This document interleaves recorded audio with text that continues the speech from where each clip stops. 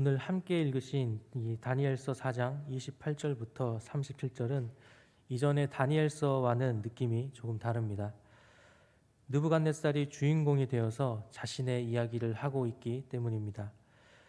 왕은 자신이 경험한 하나님을 찬양하며 경배하며 다른 사람에게 말을 해주고 있는, 쉽게 얘기해서 간증을 하고 있는 것이죠. 앞에서 봐왔던 느부갓네살은 어떤 사람이었습니까? 그는 이 막강한 권력을 가진 바벨론의 왕이었고, 또 다니엘과 세 친구를 위태롭게 만들었던 그런 사람입니다. 그랬던 그가 28절 이하에서 하나님을 찬양하고 있는 것을 보게 됩니다. 2장과 3장에서 그는 하나님을 알았지만 믿지는 않았습니다. 다니엘의 꿈을 해석하는 그 모습을 보고 하나님을 알았습니다. 다니엘의 세 친구가 풀무불에서도 머리털 하나 다치지 않았던 그 모습을 보며 또다시 하나님을 알았습니다. 그렇지만 그는 하나님이 유일한 참 신이 되신다라는 것을 알지는 못했습니다. 그리고 4장 1절에서 느부갓네살은 다시 한번 또 꿈을 꾸게 됩니다. 꿈을 꿨는데 이 바벨론에 있는 여러 현인들 역시 이번에도 그 꿈을 해석하지 못하고 다시 다니엘의 그 해석을 통해서 자신의 꿈을 다시 알게 됩니다. 이 다니엘이 해석해 준 꿈의 내용은 이렇습니다. 굉장히 큰 나무가 한 그루 있었습니다. 땅에서 봤을 때 나무의 끝이 저 하늘 끝같이 연결될 정도로 굉장히 큰 그런 나무였습니다. 그 나무의 잎사귀가 만드는 그늘을 통해서 모든 동물들이 그 그늘에서 쉬고 또 그 나무에 열린 열매들을 먹게 됩니다. 그런데 한 순찰자가 나타나서 그 나무를 베어버리는 것이죠. 이 뿌리에 그루터기는 남겨두었지만 새와 노줄로 묶여버린 채 들풀 가운데에 들짐승들과 함께 7대를 지내게 됩니다. 이러한 꿈을 이 느부갓네살 왕이 꾸었고 다니엘은 그 꿈을 해석해 줍니다.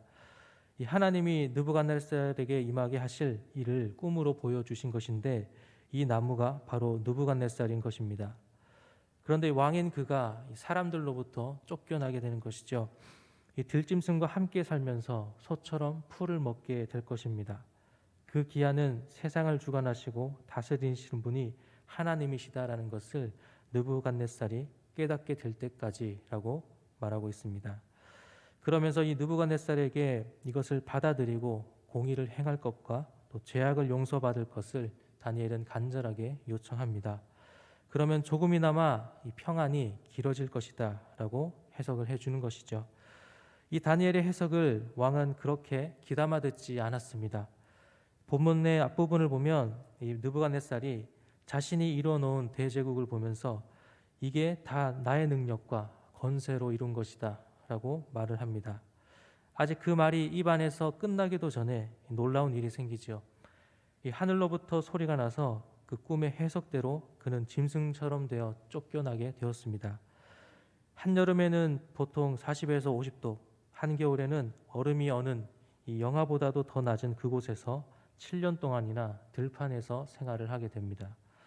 머리털은 정리하지 못해서 독수리 털과 같았고 또 손톱과 발톱은 새의 발톱과 같이 되었습니다.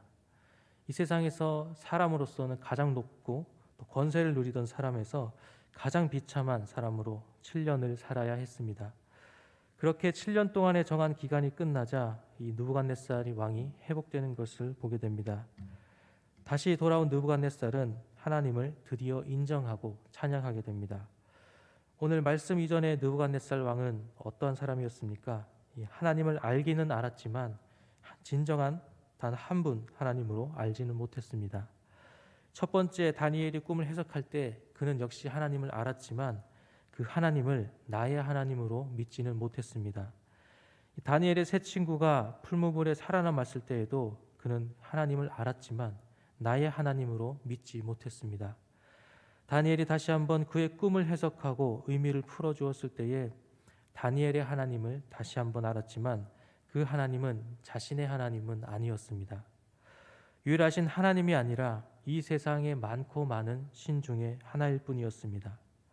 이렇게 느부갓네살 왕은 하나님을 확인했지만 그 하나님을 온전히 알지는 못했습니다. 왜 그랬을까요? 그는 이 다니엘의 하나님, 다니엘에 집중했습니다. 그 꿈을 주시고 의미를 알려주신 분은 하나님이시지만 그러나 느부갓네살은 다니엘에게 집중했습니다. 다니엘이 꿈을 해석했을 때에 그는 다니엘의 하나님을 찬양합니다. 다니엘의 세 친구가 풀무불에서 죽지 않았을 때에 그는 사드락과 메삭과 아벳느고의 하나님을 찬양했습니다. 그 하나님이 자기 자신의 하나님이 아니었다라는 것입니다.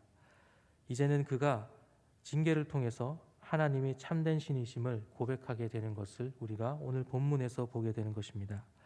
34절 말씀에서 하나님의 권세는 영원한 권세요 하나님의 나라는 대대에 이르리이다. 이것이 바로 그의 바뀐 고백입니다.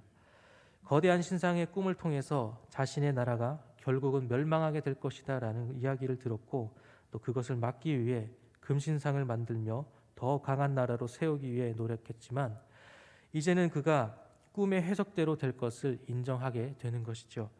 자신의 나라는 언젠가는 무너지고 없어질 것이지만 하나님의 나라는 대대로 영원할 것이다 라는 것을 드디어 인정하게 되는 것입니다. 말씀을 정리합니다. 이 느부갓네살은 당시에 가장 유명하고 또 가장 힘있고 능력 있는 사람이었습니다. 그러한 그가 하나님을 인증하며 오늘 본문에서와 같이 간증을 하고 있다는 것은 그 모든 사람들 앞에서 굉장히 어떤 파급력을 가진 사람들을 놀라게 한 그런 일이었을 것입니다. 그러한 그를 하나님께서 사용하셨습니다. 느부갓네살을 통해 자신을 알리고자 하셨던 하나님을 우리는 본문에서 확인할 수가 있는 것이죠. 이 세상을 주관하시는 분이 바로 하나님이심을 우리는 바라보아야 합니다. 그러나 이러한 느부갓네살의 간증을 보고서도 하나님을 바라보는 자와 여전히 하나님을 바라보지 못하는 사람으로 우리는 나뉘게 될 것입니다. 느부갓네살도 그러했습니다. 처음부터 다니엘의 하나님을, 사드락과 메삭과 아벳느고의 하나님을 나의 하나님으로 고백하지 못했습니다. 우리는 어떻습니까? 우리는 말씀을 듣기도 하고 기도하기도 하고 또 예배도 드리고 간증을 듣기도 하기도 합니다. 또 찬양을 드리기도 듣기도 합니다. 하나님을 생각할 수 있는 일들은 많지만 삶 가운데서 하나님을 나의 하나님으로 고백하고 계십니까? 그 하나님이 바로 나의 하나님이심을 얼마나 우리는 삶 속에서 경험하고 있을까요? 성경 속에 갇혀 계시는 하나님, 찬양의 멜로디와 가사 속에 가려져 보이지 않는 하나님, 벽에 대고 독백하는 것 같은 기도 속에서 만날 수 없는 하나님이 되어서는 안 될 것입니다. 하나님을 아는 것으로 그치는 것이 아니라 진실한 마음으로 세상을 주관하시는 하나님을, 나의 삶의 주인이 되셔서 나를 이끌어 가시는 하나님을 인정하는 우리가 되기를 소망합니다. 그분을 온전히 인정할 때에 삶의 예배 가운데서 나의 하나님이 영광 받으시고 역사해 주실 줄 믿습니다. 기도하시겠습니다.